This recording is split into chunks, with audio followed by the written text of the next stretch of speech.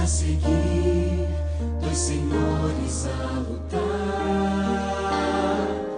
Qual dos dois irei servir? Há só uma decisão. Quantas vezes procurei os prazeres deste mundo, encontrei mil motivos pra chorar. Sempre vem disfarçando as intenções, por ciladas ao redor, ele quer me destruir. Só Jesus pode me dar a real felicidade e poder para ser o vencedor. Sou de Jesus, Senhor da vitória, o alimento, a vida, rocha eterna da salvação. Seu amor me atraiu, deu-me paz e alegria. Eu já fiz minha escolha, sou de Jesus.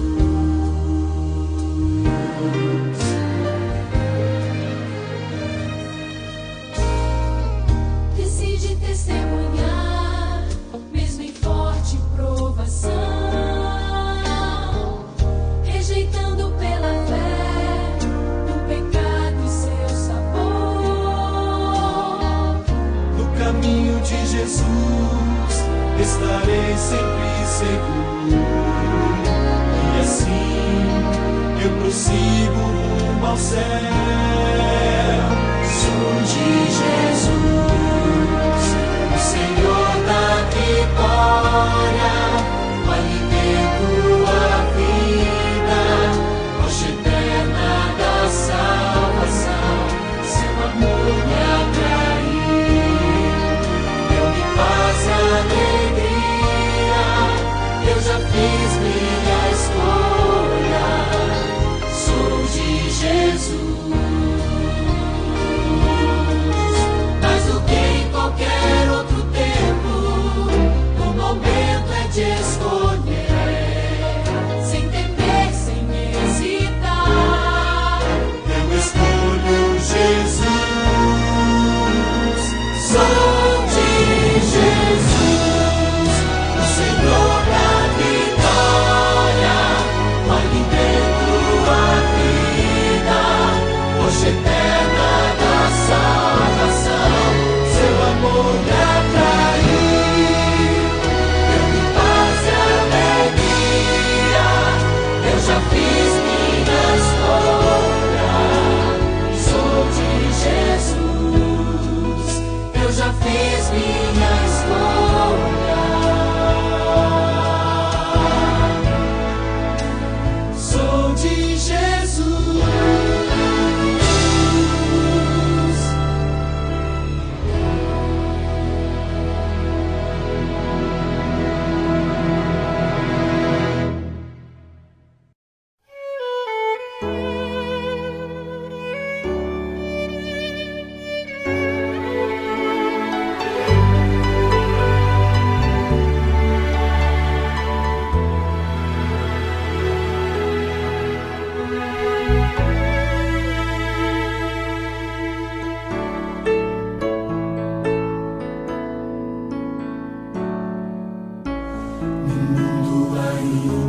Existem belezas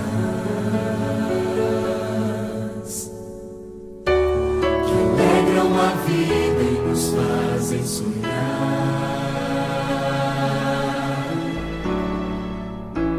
recantos felizes da natureza, onde qualquer ser humano gostaria de estar.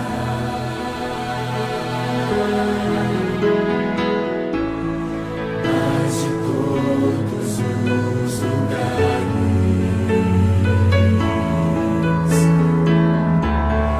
mais bonito, inspirador.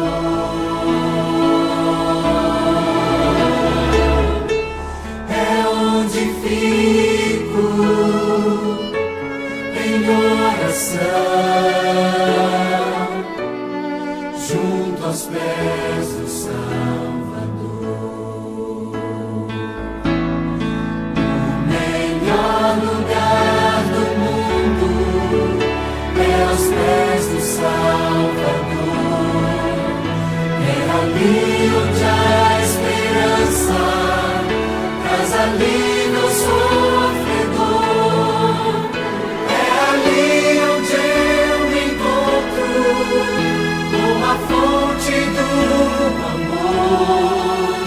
O melhor lugar do mundo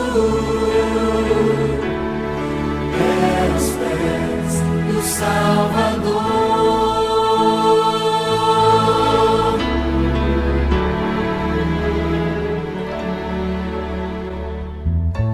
Sonhamos com casas que tenham conforto,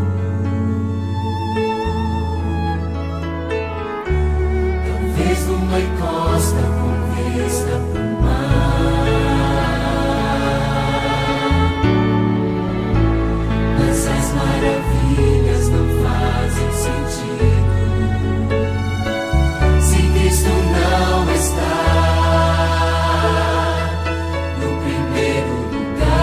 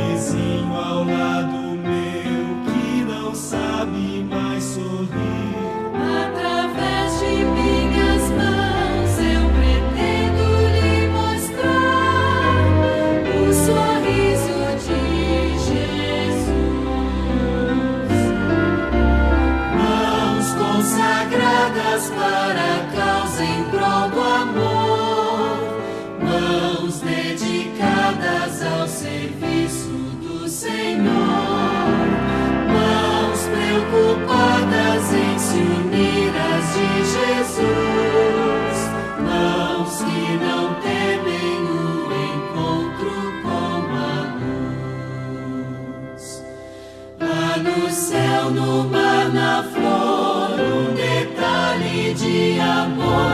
Há também no entardecer a poesia do nascer. Na beleza natural eu contemplo digital essa mão que me criou. Mãos consagradas para a causa em prol do amor. Mãos dedicadas ao serviço do Senhor. Mãos preocupadas em se unir às de Jesus. Mãos que não temem o encontro com a luz. Minha mão com a de Jesus vai se unir no ideal de mostrar que a sua cruz é um fato bem real. Através dessa união eu pretendo a integração com Jesus e com você. Mãos consagradas para a causa em prol do amor.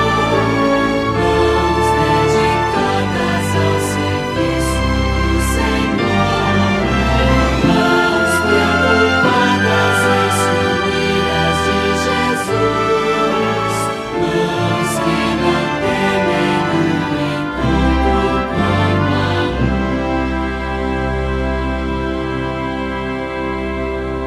luz. E dentro do pilar da comunhão, temos essa semana de fidelidade cristã, e o título para ela foi Comprometidos. Esse foi o título que nós escolhemos. E o tema de hoje à noite, nessa terça-feira, comprometidos com o corpo. Esse é o tema que hoje vamos estudar. Comprometidos com o corpo, com a saúde. Esse é uma faceta extraordinária da vida cristã, e nós temos que nos preocupar e aprender mais sobre esse aspecto. O texto escolhido para hoje encontra-se na primeira carta de Paulo aos Coríntios. Eu quero convidar você a abrir a sua Bíblia no capítulo 3, e leremos os versos 16 e 17. 1 Coríntios capítulo 3, versos 16 e 17. Com a sua Bíblia aberta, nós queremos orar e pedir a bênção de Deus para mais um estudo. Vamos orar? Pai querido, muito obrigado por termos a Tua palavra em nossas mãos, pela liberdade religiosa que gozamos em nosso país, e porque esta semana estamos tendo a oportunidade de juntos aprendermos mais da Tua palavra. Que o Teu bom e Santo Espírito esteja presente mais uma vez, e que nós possamos entender a Tua mensagem para nós. Em nome de Cristo nós te oramos. Amém. Leia comigo então, 1 Coríntios capítulo 3, versos 16 e 17. Não sabeis que sois santuário de Deus, e que o Espírito de Deus habita em vós? Se alguém destruir o santuário de Deus, Deus o destruirá, porque o santuário de Deus que sois vós, é o quê? Sagrado. O santuário de Deus que sois vós é sagrado. A palavra santuário, destacada por Paulo nesse texto, remonta ao Antigo Testamento. E você está lembrado que lá em Êxodo capítulo 25, verso 8, Deus ordenou a Moisés: e me farão um santuário, para que eu possa habitar no meio deles. O desejo de Deus sempre foi morar com seu povo, e o santuário tornou-se a morada de Deus com o povo de Israel. Ao longo dos 40 anos em que eles peregrinaram pelo deserto, o santuário, essa tenda móvel, os acompanhou.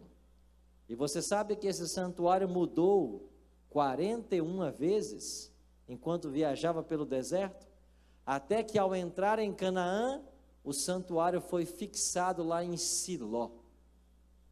E esse santuário possuía 2 compartimentos, o Santo e o Santíssimo. Haviam móveis no compartimento Santo, haviam móveis no compartimento Santíssimo. Agora, no local Santíssimo, onde o sumo sacerdote entrava, uma vez por ano, havia ali a Arca da Aliança, e dentro da arca, as 2 tábuas contendo a lei de Deus. E sobre a arca, entre os querubins, manifestava-se a presença visível de Deus. A palavra hebraica que descreve essa presença visível de Deus é Shekinah. Então, entre os querubins, ali estava o Shekinah, a glória da presença de Deus. Então, um santuário foi construído para servir para a habitação de Deus. E através do santuário e do ritual do santuário, o plano da salvação era ensinado às pessoas no Antigo Testamento. Tudo no santuário apontava para Cristo, o sacerdote, o sumo sacerdote, as ofertas, os móveis, até a disposição dos móveis, tudo apontava para Cristo. Agora, esse santuário móvel deu lugar ao Templo de Salomão. E o Templo de Salomão foi destruído por Nabucodonosor. Ele foi reconstruído e depois reformado por Herodes. E nos dias que Cristo veio à terra, quando ele se encarnou, ele visitou o templo várias vezes. Aquele templo que Cristo visitou era o templo de Herodes. E como eu disse, as cerimônias que ali aconteciam apontavam para o Messias.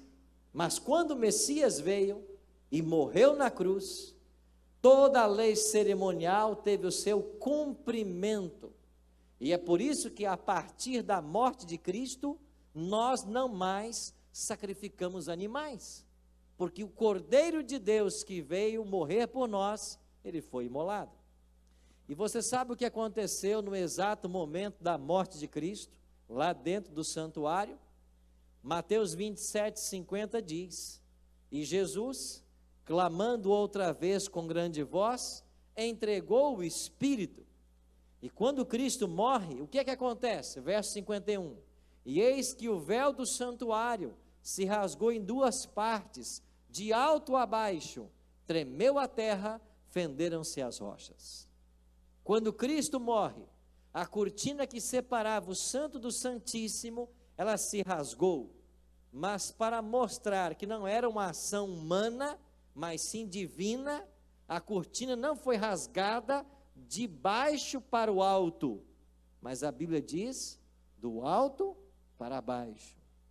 Foi uma mão divina que rasgou essa cortina, acabou com a separação entre o Santo e o Santíssimo, ensinando que o sacrifício do verdadeiro Cordeiro havia acontecido, e esse santuário perdera a sua função. Agora Paulo, que está escrevendo após a morte de Cristo, ele vai continuar ensinando em 1 Coríntios, acaso não sabeis, agora no capítulo 6, acaso não sabeis que o vosso corpo é santuário do Espírito Santo, que está em vós, o qual tendes da parte de Deus, e que não sois de vós mesmos? E Paulo diz assim, porque fostes comprados por preço. Qual é esse preço? O sangue de Cristo. Agora, pois, glorificai a Deus no vosso corpo. Não existe mais um templo, nós somos o templo. Deus deseja morar agora em nós. E por que Ele nos escolheu para morar? Porque Deus deseja habitar com o seu povo ainda. E Ele mora no nosso corpo. E a gente glorifica a Deus quando Ele mora em nós. Algumas décadas passadas,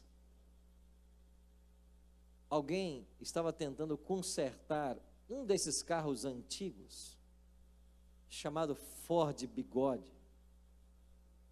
E enquanto ele tentava fazer esse Ford Bigode funcionar, um senhor bem vestido se aproximou e disse, amigo, você está com problemas com esse carro? Sim, ele não quer funcionar. E esse senhor bem vestido disse para aquele proprietário do carro: faça isso, isso, isso, e ele vai funcionar. E ele fez. E ele fez exatamente o que o homem bem vestido havia dito. E quando ele terminou de fazer, o carro funcionou. E quando o senhor já ia embora, ele disse: ei, ei, quem é o senhor? Ele disse: eu sou Henry Ford. E quem era Henry Ford? O inventor do carro. Ele sabia como o carro funcionava. Ele sabia onde mexer. Ele sabia dos problemas que o carro poderia ter. O que essa história ensina para mim e para você? Deus é o nosso Criador. Ele sabe como funciona o corpo humano, o organismo humano, os sistemas do corpo humano. Ele sabe como funciona. Alguns acham que o ser humano é mero produto da evolução. Já ouviram isso por aí? O ser humano é uma evolução constante. E eles ficam se debruçando sobre o homem como objeto de estudo, e eles não compreendem nem ao menos o olho do homem. Você pode estudar décadas e décadas o olho humano, alcançar um PhD em oftalmologia, e há mistérios que você nunca vai decifrar. Eu estou falando de um órgão do corpo humano, porque nós não somos produtos do acaso, nós viemos das mãos de Deus. Nós acreditamos no criacionismo, e crer no evolucionismo, como escreveu alguém, a ideia de achar que o homem é produto da evolução pode ser comparada à seguinte ilustração.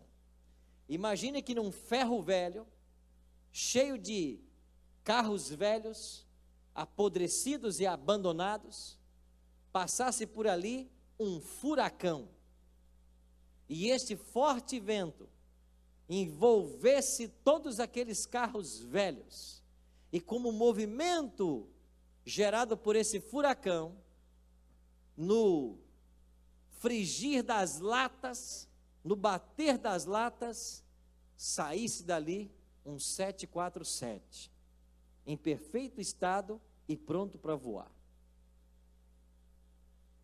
Você acha que é possível um forte vento num ferro velho, ocasionalmente produzir um avião em perfeito estado para voar? Achar que isso é possível é a mesma coisa de achar que o homem é fruto da evolução ou de um acidente, de um Big Bang. O homem foi projetado por um projetista inteligente e criativo. E esse que nos projetou, esse que nos criou, sabe como nós funcionamos. E sabe o que ele disse para esses seres recém-criados? Em Gênesis, no capítulo 1, verso 29, disse Deus ainda: eis que vos tenho dado todas as ervas que dão semente e se acham na superfície de toda a terra, e de todas as árvores em que há fruto e que dê semente, e isto vos será para mantimento. Capítulo 2 agora, verso 9.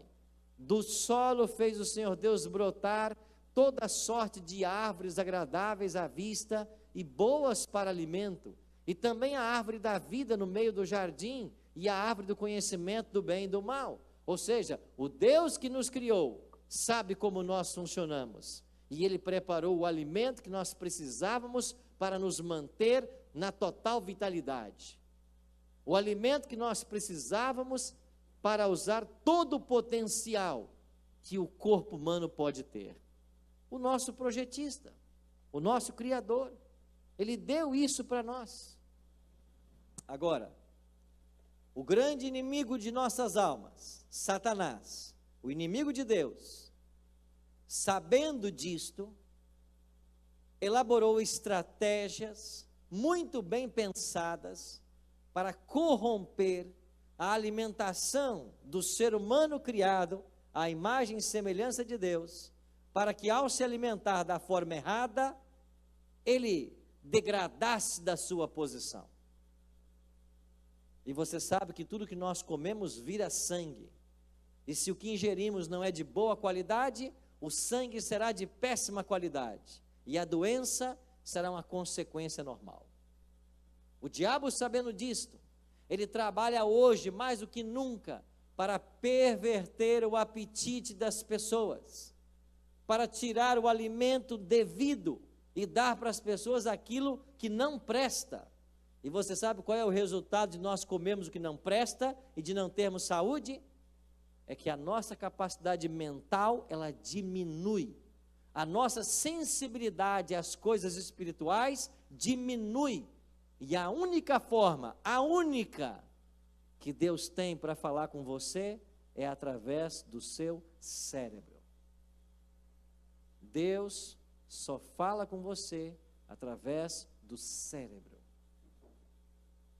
O Espírito fala nossa mente. Nós, para comungarmos com Deus, devemos ter uma mente lúcida. E esta mente lúcida exige uma boa alimentação e bons hábitos e princípios de vida. Então hoje eu e você estamos vivendo um verdadeiro conflito, sabe por quê? Porque Deus sabe o que nós precisamos, criou o melhor para que nós usássemos, e o diabo tem pervertido a alimentação do ser humano, e tem dado para ele aquilo que vai fazer mal, aquilo que não presta. E existe essa expressão que você já conhece, junk food. O que é junk food? É comida lixo, comida que não presta. E é isso que mais está em moda, é isso que mais as pessoas querem. E quanto mais junk food você come, mais lixo se torna a sua saúde. E Deus tenta falar com as pessoas e as pessoas não conseguem ouvir. Isso não é coisa nova. Vamos voltar 2.600 anos na história. E vamos lá para a Babilônia. Daniel chegou lá em Babilônia, um servo de Deus, e foi oferecido para ele todas as iguarias da mesa do rei Nabucodonosor. E entre essas iguarias estavam carnes, alimentos que não poderiam ser usados por um servo de Deus, estavam bebidas alcoólicas, etc. E qual foi a postura de Daniel? Daniel 1, verso 8. Resolveu Daniel o quê? Firmemente não se contaminar ou não contaminar-se com as finas iguarias do rei, nem com o vinho que ele bebia. Então pediu ao chefe dos eunucos que lhe permitisse não contaminar-se. Sabe o que fez Daniel? Não vou colocar na minha boca um alimento que Deus não aprova. Não vou ingerir o que não fará bem à minha saúde. Esta foi a postura de Daniel. Há 2.600 anos no passado, a estratégia do diabo era a mesma. E você, quando olha para a Bíblia, percebe que o diabo é assim. Lembra que para Cristo ele o tentou da mesma maneira? Se tu és o Cristo, transforme essas pedras em pães. Lembra que para Eva ele tentou da mesma maneira? Olha como é belo o fruto e a aparência agradável. O pecado do apetite. E é por isso que todos nós entendemos, e hoje se ouve muito por aí, de que o homem é como o peixe, morre pela boca. É verdade. E se nós não olharmos para a Bíblia em busca de orientações, nós podemos correr o risco de perder nossa saúde e a nossa conexão com Deus. Ellen G. White escreveu no livro Profetas e Reis, página 248. Através da fidelidade aos princípios de temperança mostrados pelos jovens hebreus, Deus está falando a quem, amigos? A juventude. Olha a preocupação de Ellen G. White com a juventude. Através do exemplo de Daniel, Deus está falando com a juventude. Por quê? Porque pode ser que o jovem se alimente de junk food e não perceba de imediato o prejuízo que isso pode trazer. Mas os anos mostrarão o danoso resultado que não pode ser invertido. Agora, se nós na juventude já ouvirmos a voz do nosso Criador e nos alimentarmos da forma devida, praticarmos os hábitos corretos, e nós vamos mencionar aqui os remédios naturais que Deus deixou para nós, nós teremos boa saúde e seremos longevos. Ellen G. White continua: há necessidade de homens que, como Daniel, procedam com ousadia pela causa do direito, corações puros, mãos fortes, coragem destemida são necessários, pois a luta entre os vícios e a virtude reclama incessante vigilância. A cada alma, Satanás vem com tentação de formas variadas e sedutoras, no ponto da condescendência, com o quê? Com apetite, levando os seres humanos a serem condescendentes com um apetite. E o que é ser condescendente com apetite? É você se pautar pelo sabor e não pela lógica, pelo raciocínio. É por isso que as crianças, às vezes, você dá uma verdura, eu não gosto. Porque desde cedo elas querem se pautar pelo sabor. Alguém me perguntou outro dia: você come jiló, você gosta de jiló? Eu disse: não. E por que você come? Porque eu sei que faz bem. Eu não gosto de jiló, mas toda vez que eu tenho a chance eu como. Por quê? Porque eu sei que faz bem. E existem outros alimentos que não são tão saborosos assim ao meu paladar, mas ainda assim eu como, porque eu sei que faz bem. Agora, se eu quiser comer só o que agrada ao paladar, ao nosso paladar que já foi adulterado, nós vamos viver de junk food, porque isso agrada ao paladar, só que não faz bem para você. E é por isso que as pessoas têm dificuldades de aprendizado, dificuldade de raciocínio, dificuldade de concentração, dificuldade de ficarem acordados em algum momento, porque o alimento entorpece a mente, se não é o alimento correto. Por isso Deus é tão sábio. Por que Daniel rejeitou aqueles alimentos na mesa do rei? Porque entre aqueles alimentos haviam carnes imundas. E veja, Deus nunca ideou que o ser humano comesse carne. Nós originalmente fomos criados para sermos vegetarianos. Agora, quando aconteceu o dilúvio e toda a erva verde se perdeu nas águas do dilúvio, Deus temporariamente permitiu que o homem comesse carne. E ele fez previsão para isto. E qual foi a previsão? Quando Noé construiu a arca, Deus mandou que Noé colocasse lá um casal de animal imundo e 7 casais de animais limpos. Estamos no Gênesis capítulo 7, 8, 9 ainda. Então, quando alguns querem dizer que as leis de saúde foram inventadas por Moisés, não acredite nisso. Quem inventou as leis de saúde foi o próprio Deus. Elas já aparecem no Gênesis. É verdade que a lei separando os animais limpos e imundos por nome, na Bíblia, foi escrita por Moisés. E aparece lá em Levítico capítulo 11. Mas desde o Gênesis, há uma clara distinção entre animais que o homem poderia comer e não poderia. Só que, ainda que Deus permitisse que o homem comesse temporariamente, o homem, ele gostou tanto, e ele já fazia uso da carne, inclusive antes disso, que eles nunca mais deixaram o alimento carne. Então, aqueles 7 casais de animais limpos que entraram na arca, tinham a função de alimentar o homem até que a erva verde voltasse a crescer. E por que Deus levou apenas um casal de animal imundo? Para preservar a espécie. E entre estes casais únicos, estava um que é muito usado como alimento no Brasil: o porco, a carne suína. Na arca entrou apenas um casal de porcos. Para quê? Preservar a espécie. Porque quando você vai para Levítico capítulo 11, Lá cita os animais que não devemos comer. Entre eles está o porco, é o mais comum que se usa hoje. E alguém disse para mim outro dia: pastor, a Bíblia condena, mas é tão gostoso. É a questão, você vai se pautar pelo seu paladar ou pela orientação da revelação?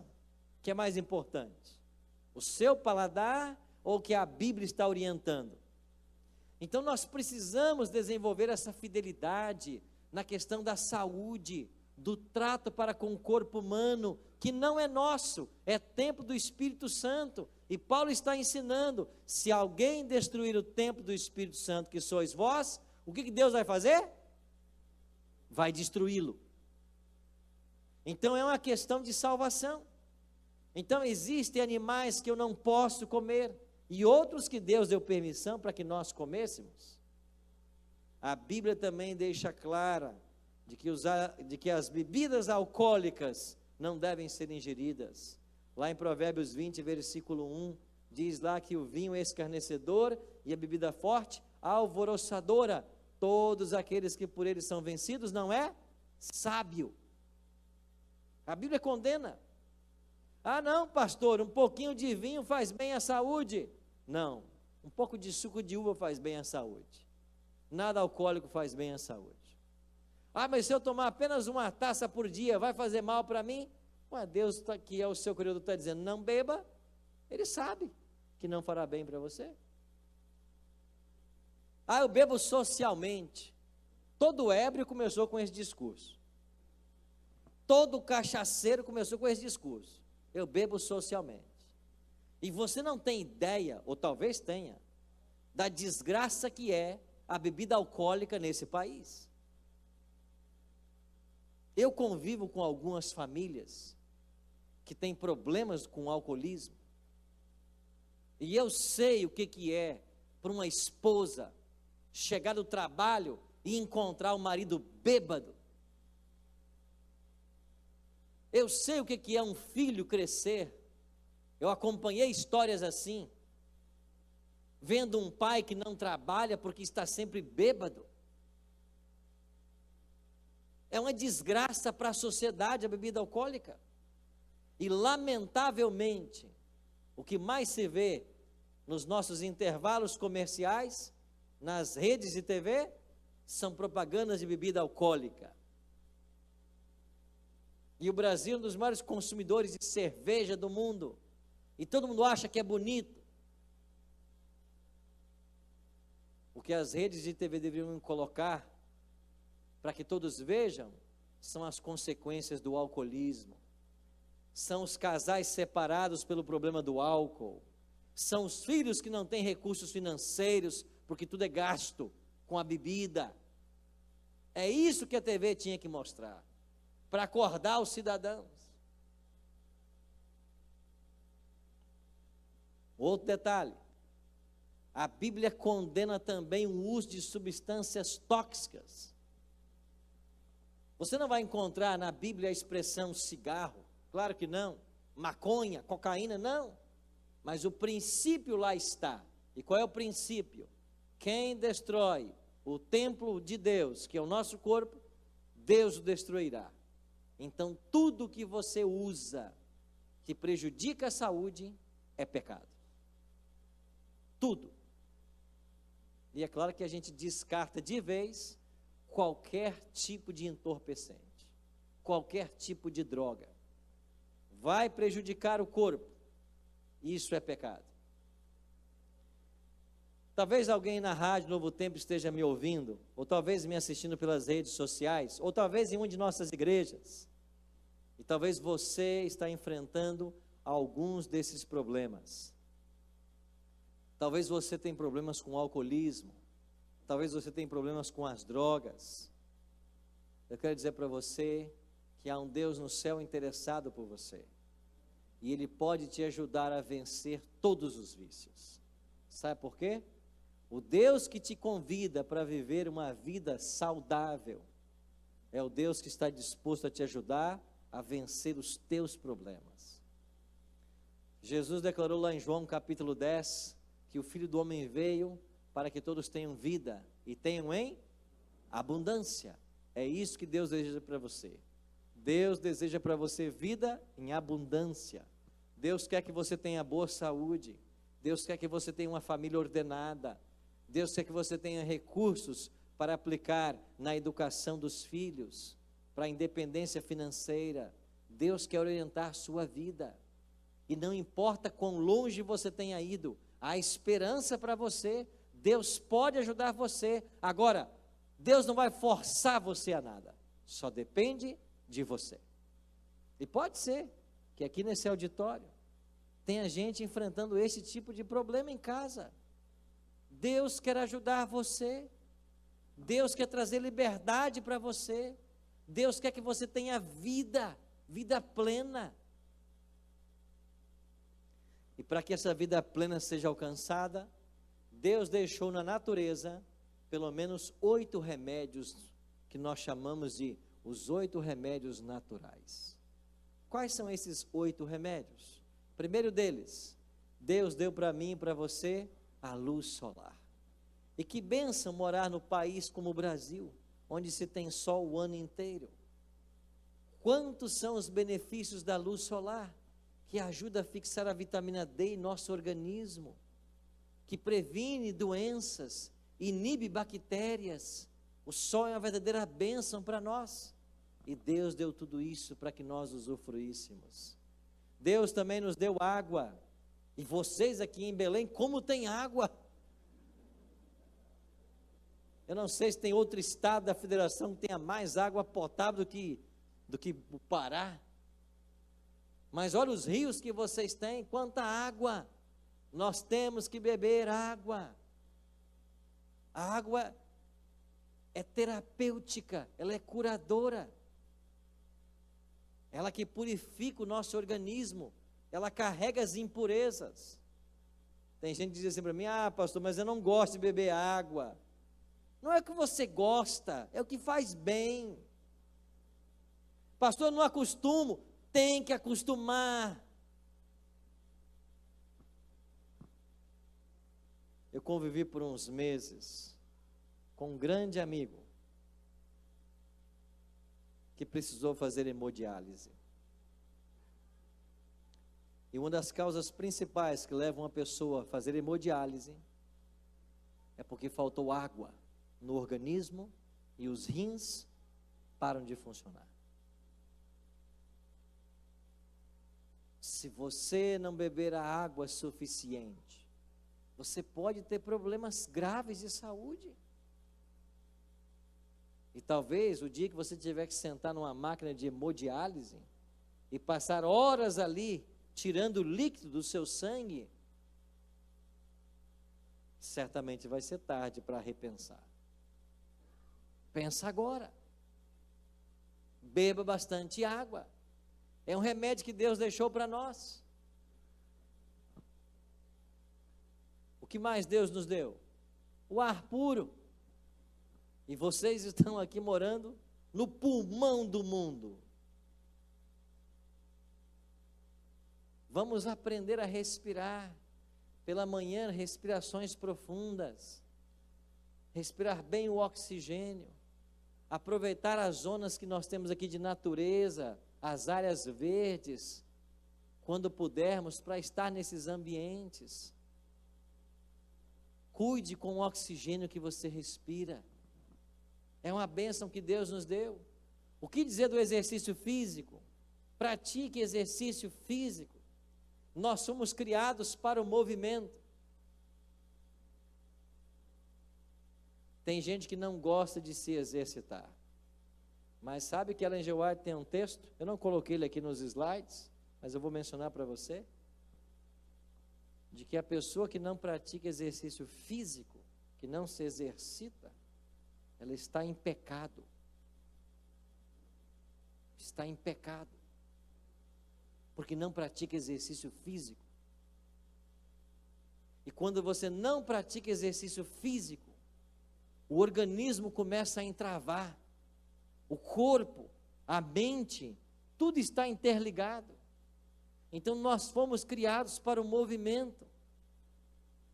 Você gosta de praticar um esporte? Pratique o esporte. Não gosta de nenhum esporte? Faça caminhada. A melhor coisa que nós podemos fazer é uma boa caminhada, pelo menos 4 vezes por dia, num passo acelerado.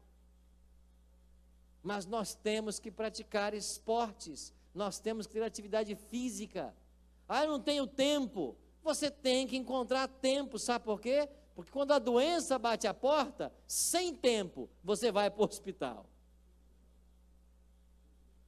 Ou alguém, quando fica doente, diz: ah, não vou para o hospital porque eu não tenho tempo. Eu vou ficar doente aqui, mas não vou porque eu não tenho tempo. Alguém faz isso? Aí tira tempo para ir no hospital. Então tira tempo para o exercício, para evitar o hospital. Nós temos que cuidar. Que bênçãos mais Deus deu para nós. A alimentação adequada. Olha a variedade de comidas que nós temos no Brasil. Essa terra abençoada, tudo que você planta dá. Quantos tipos de frutas nós temos? Quantos tipos de verduras? Quantos grãos? Quantas sementes? Olha a riqueza da nossa alimentação. E alguns dizem assim: ah, se eu não comer a carne, eu vou comer o quê? Alface? E parece que só tem alface para competir com a carne.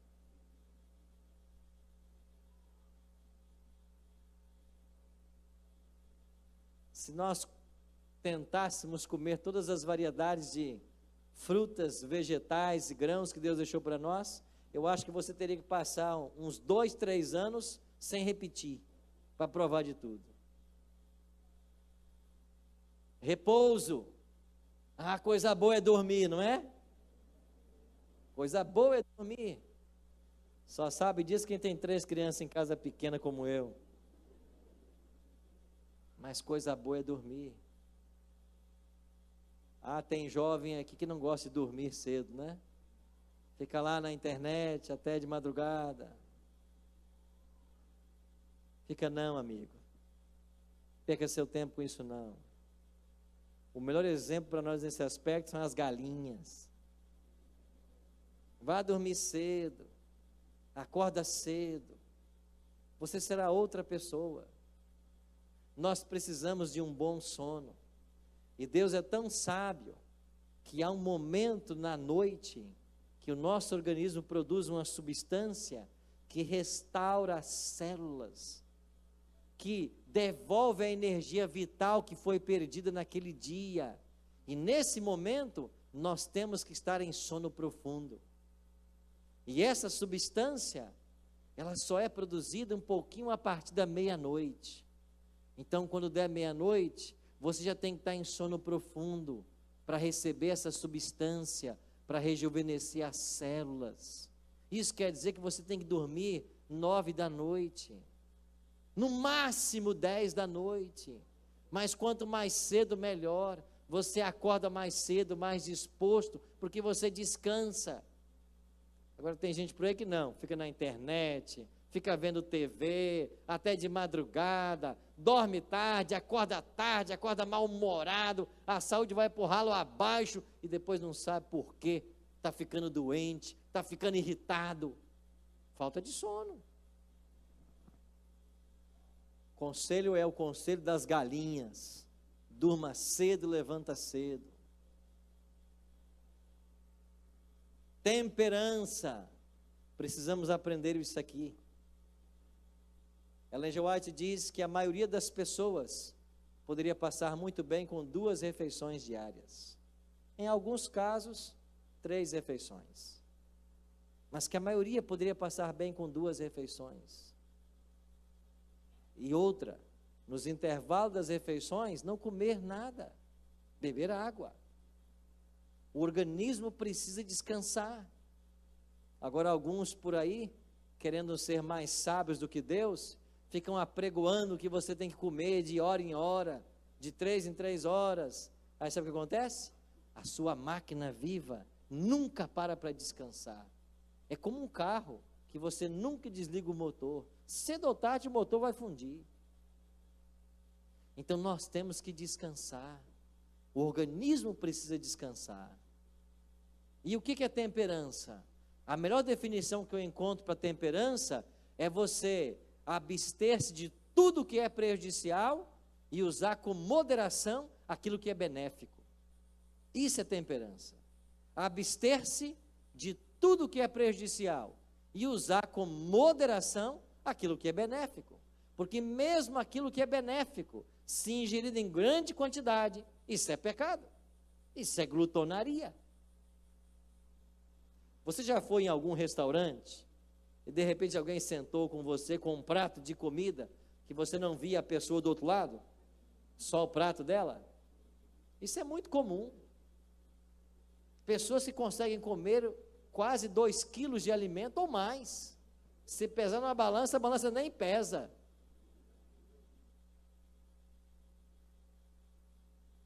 A pessoa não precisa daquela quantidade. Mas ela vai comendo muito, muito e muito, o estômago se alarga e cada vez ela precisa de mais para poder ficar satisfeita. Então é necessário uma reeducação alimentar, comer em quantidades menores. Você pode começar isso, comece aos poucos, experimente começar a comer e se levantar da mesa ainda com um pouco de fome. Experimente, vai ser o melhor para você. Você não vai entorpecer a máquina viva que Deus pôs na sua mão. E finalmente, um último remédio, o 8º. Todos nós, para termos uma saúde holística, uma saúde integral, uma saúde completa, precisamos confiar em Deus. Confiança em Deus.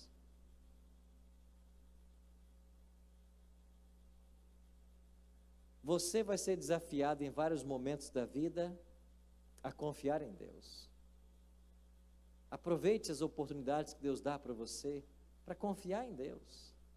Acredite que há um ser superior que criou você, que veio a esse mundo morrer por você, que deseja salvar você. Há um Deus que quer te dar vida eterna. Esta vida aqui não é tudo. É um teste que eu e você estamos enfrentando. E aqueles que forem aprovados, receberão a vida eterna.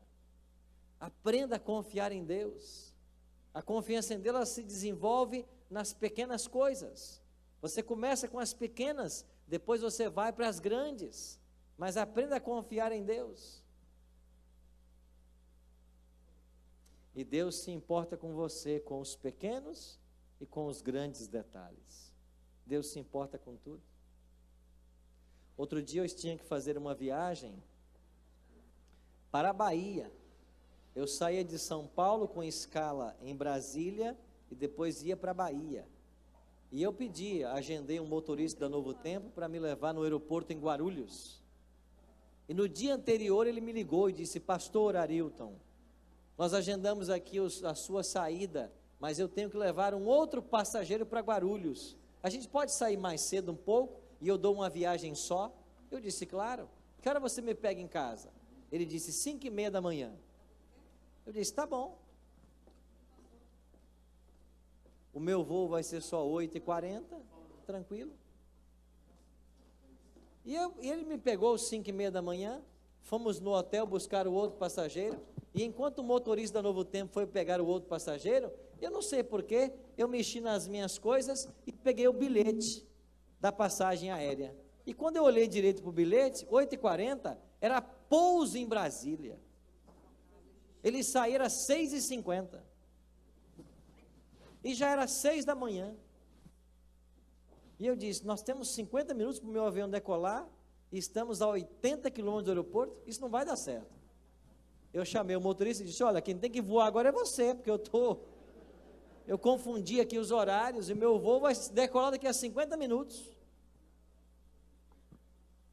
E enquanto ele acelerou em direção ao aeroporto, eu comecei a orar e dizer: Senhor, se eu perder a minha conexão em Brasília, não tem mais voo para o meu destino lá na Bahia. É um voo por dia. E lá tem 3.000 jovens me esperando para um evento. Eu não posso perder essa conexão em Brasília. E ele fez o melhor que ele pôde. E quando ele chegou em Guarulhos, no aeroporto, eu me dirigi ao check-in da Gol e disse para a moça assim: eu tenho um voo para Brasília às 6h50. Ela disse: 6h50. Seu avião acabou de decolar.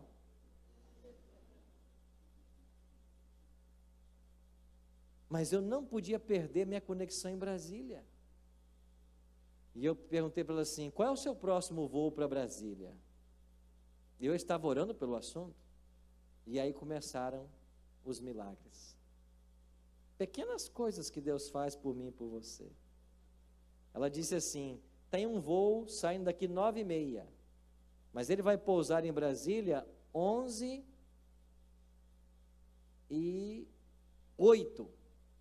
E a minha conexão era 11h28. Certamente, quando o avião pousasse, o check-in da outra aeronave já teria se encerrado. Mas eu não tinha o que fazer, senão ir para mais perto do meu destino. E aí começaram os milagres. Eu perguntei assim: quanto é que eu vou pagar por essa passagem agora, para mim embarcar no próximo voo? Ela disse: bom, você chegou até em 1 hora do período, deu no show, você vai pagar R$170. Era exatamente o que eu tinha na carteira. Você acredita nisso? Se ela dissesse 171, eu ia ter que pedir desconto para ela. Eu peguei tudo que eu tinha na carteira e contei. Era exatamente o valor da passagem. Eu dei tudo para ela e ela me deu o bilhete. Na hora do voo, embarquei. E eu jamais me esquecerei a minha poltrona. 9 ou 8, né? 9 ou 8D, corredor. 9D. Eu me assentei no corredor. E fiquei pensando: até esse avião pousar em Brasília e esse monte de gente sair da minha frente, eu vou perder outro voo. Mas eu estava orando. E antes que o avião decolasse, a aeromoça veio aqui para frente do avião e disse assim: nós colocamos muito peso no final do avião.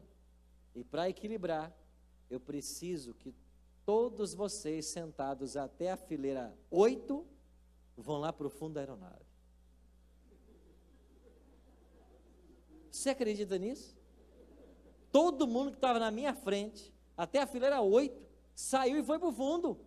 E eu fiquei o primeiro para desembarcar. Naquele voo não tive tempo, mas no próximo voo que eu peguei, eu perguntei à moça: escuta, no meu último voo aí, a mulher tirou um monte de gente da frente e botou lá para trás. Por que isso? Ela disse: não, isso é comum. A aeronave não pode voar desbalanceada. O mesmo peso na frente tem que ser atrás. Isso é comum. Mas eu nunca tinha visto. E eu fiquei o primeiro para desembarcar agora. Lá na poltrona 9. Outro milagre. Quando deu 9h30, na hora de decolar, nós estávamos na cabeceira da pista. Não é um milagre isso? O avião saiu no horário? Outro dia eu peguei um voo 4 horas de atraso. E ele decolou 9h30, no horário marcado no bilhete. E eu não sei que atalho esse piloto pegou, que ele chegou em Brasília 20 minutos mais cedo. Com os 20 que eu tinha de crédito, deu 40. Mas eu tinha que trocar de terminal em Brasília. Mas eu cheguei num terminal, fui para o terminal da Azul, que em Brasília é separados, e fui o último passageiro a embarcar no meu voo para a Bahia. Mas eu não perdi meu avião. Você acredita nisso?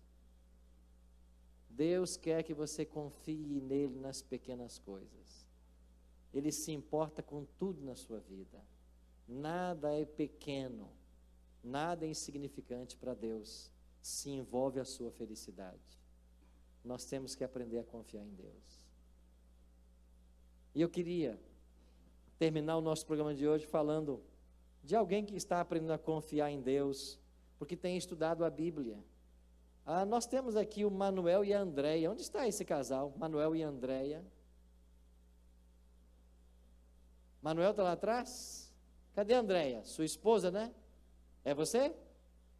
Manuel e a Andréia, eles gostam de dar estudos bíblicos, e eles deram um estudo bíblico para uma jovem chamada Josilene. Quem é Josilene? É você? É? Vem aqui um pouquinho, Josilene. Vem aqui, Andréia. Manuel, cadê Manuel? Vem aqui, Manuel. Subam aqui, por favor. E o Manuel e a Andréia, que é um casal, eles têm uma dupla missionária, né? Gostam de estudar a Bíblia. e estudaram com a Josilene. Josilene está aqui. Por favor, subam aqui. Vocês formam uma dupla missionária, é isso? Dupla missionária são as pessoas. Vem para cá, vem aqui, por favor. Dupla missionária, vem aqui, por favor, também. Você que é a Josilene, a aluna, né? Dos dois aqui. Ah, e o Marcelo é teu esposo também. Vocês estudam a Bíblia juntos? É? Ah, você se batizou primeiro, mas estudou com eles a Bíblia? Também. Ok. Então, Manuel e André formam uma dupla missionária, estudaram a Bíblia aí com Josilene. E você veio para participar hoje desse programa aqui, né? Agora, cadê teu esposo? Como é que ele chama?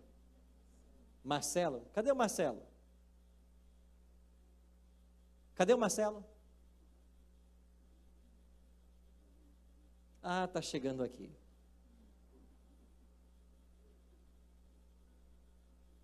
Josilene não sabe, mas o esposo dela vai batizar nessa noite.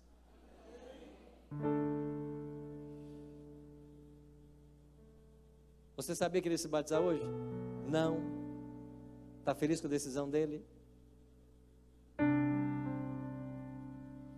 Eu conversei um pouquinho com o Marcelo. E ele contou para mim que, mesmo tendo sido criado em um lar cristão, se afastou de Deus e por muitos anos andou longe dos caminhos do Senhor. Enfrentou problemas na família, mas ele me falou também que Josilene foi paciente, foi perseverante, uma mulher de fibra.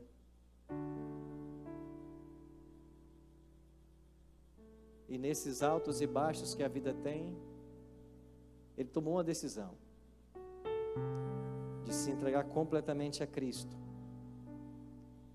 Ele disse também que ele praticou coisas que a Bíblia não aprova. Inclusive mencionou para mim que se alimentava de coisas que a Bíblia também condena. Mas entendeu que precisa ter uma boa saúde. Isso faz parte do seu projeto de vida agora. E como ficamos felizes, viu, Marcelo?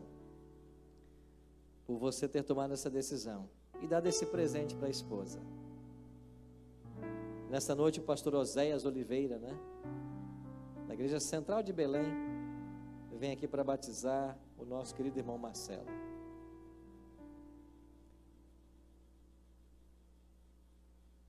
Querido irmão Marcelo, aceitastes a Cristo como teu Salvador pessoal.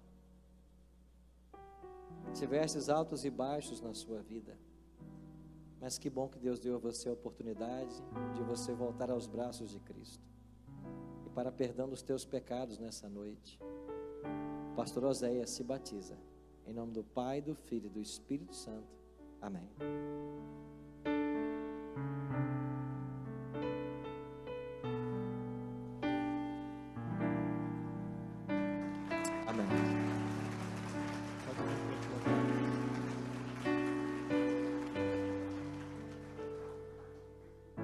Receba o carinhoso abraço da sua esposa, que certamente foi surpreendida e está feliz por essa linda decisão.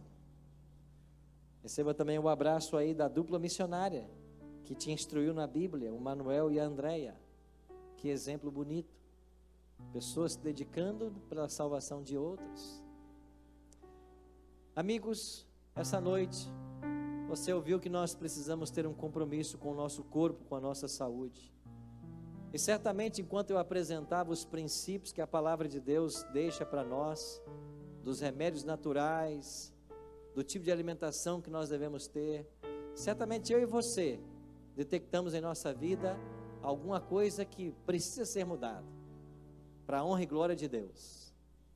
Você que está nos assistindo pela internet, em uma de nossas igrejas, você que está aí nos acompanhando, ouvindo a Rádio Novo Tempo, quem sabe também pensou na sua vida e em certos hábitos que você tem, que não faz bem para a saúde, que te separam de Deus. Mas eu tenho um convite para você. Se nessa noite você deseja, pela graça de Cristo, se libertar dos vícios que minam a sua saúde, eu queria convidar você a tomar agora uma decisão, a colocar na mão de Cristo o problema que você está enfrentando, a pedir a ajuda dos céus para vencer esse problema, para ter boa saúde, para ter uma mente lúcida, ávida em ouvir a voz de Deus. Por isso o Arte Trio vai cantar agora a respeito da maravilhosa graça de Deus. Essa graça que, quando nos alcança, transforma a nossa vida, e pode transformar a sua vida, pode fazer por você os milagres que você nunca conseguiria por ter os esforços próprios. E enquanto o Arte Trio cantar, eu queria que, se você tivesse no seu coração um desejo de mudança e quisesse colocar isso nas mãos de Cristo agora, aí onde você está, se você puder, em uma de nossas igrejas, você fica de pé. Aqui no auditório, se alguém está passando por um problema e tem o desejo de mudar, de melhorar o seu estilo de vida, conte com a graça de Cristo para isso. Enquanto o Arte Trio cantar, você poderá ficar de pé. E depois nós vamos orar para que Deus possa te ajudar nas mudanças que o Espírito quer que você faça. Ouçamos com atenção. Você está em pé aí na igreja, certamente você, nessa noite, pensou num hábito que você tem, num estilo de vida que você tem praticado que não agrada o céu. A graça de Cristo se manifesta salvadora para você nessa noite. E não existe vício, não existe mau hábito, não existe nada que possa separar você de Cristo. Não existe nada nesse mundo que não pode ser vencido pelo poder do Espírito Santo. Eu quero orar por você agora. Talvez você tenha consciência nessa noite de que os hábitos que você tem podem te levar à ruína e à destruição. Mas se você sente no coração o desejo da mudança, é obra do Espírito Santo. Nós vamos orar agora para que Ele nos ajude em todas as mudanças que nós precisamos fazer. É Ele operando em nós o querer e o efetuar, segundo a sua boa vontade. Você que está em pé aqui no auditório, certamente você tem no seu coração um hábito que você tem vontade de deixar.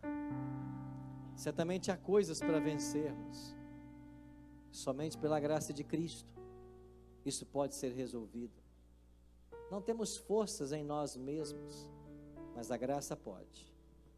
O poder do Espírito está à nossa disposição para mudarmos tudo o que precisa ser mudado.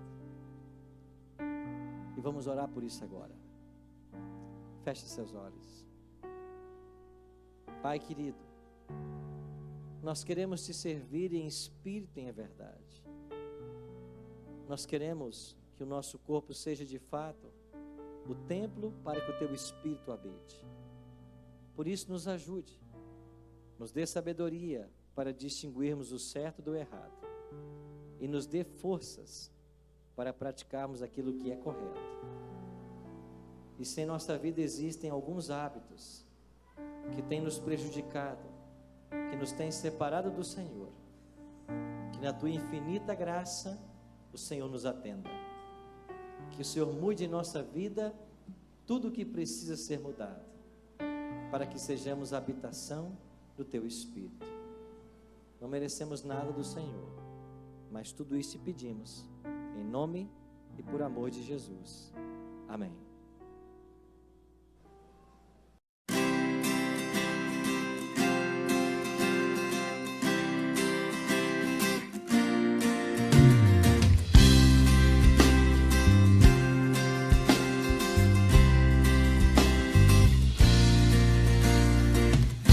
Senhor, em mim habitar, pois quero ser templo teu. Quando eu sair deste lugar, que Jesus permaneça em mim. Permaneça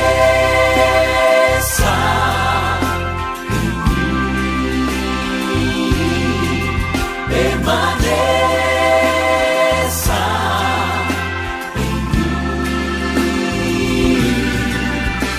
permaneça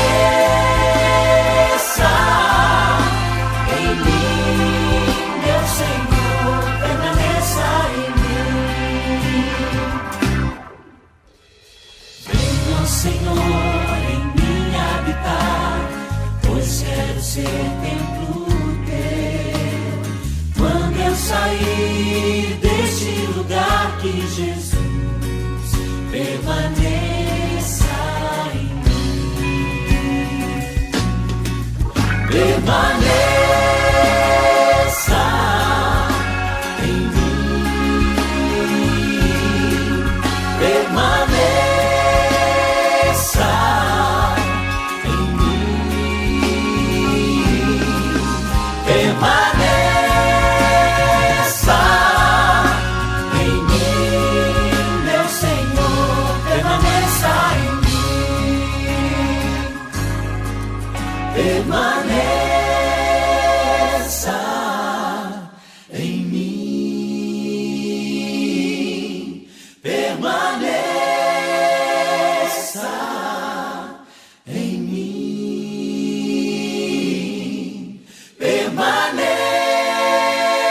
Permaneça em mim, meu Senhor, permaneça em mim.